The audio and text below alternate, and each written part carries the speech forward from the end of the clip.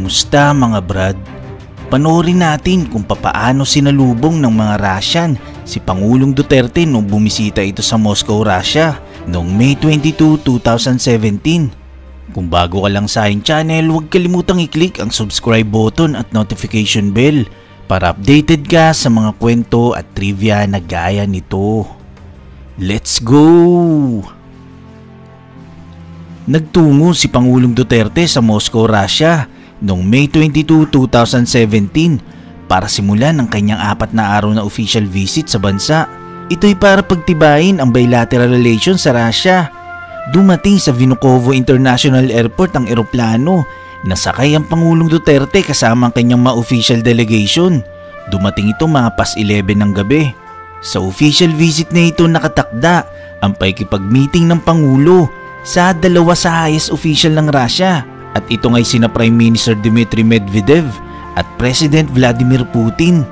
Ngayon, panoorin natin kung papaanong sinalubong ang kanyang pagdating at binigyan ng red carpet welcome si Pangulong Duterte kumpleto with military honors sa kanyang pagdating sa International Airport ng Moscow, Russia. Nakasabay ang pagtugtog ng lupang hinirang ng Russian military band.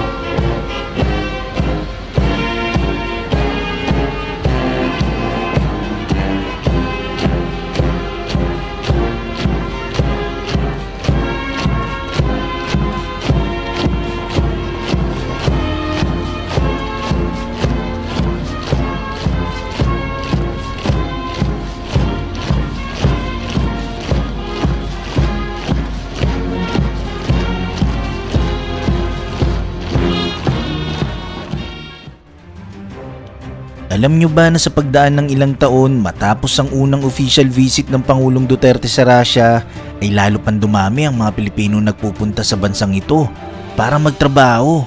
Ito'y ayon sa Philippine Ambassador to Russia na si Carlos Soreta.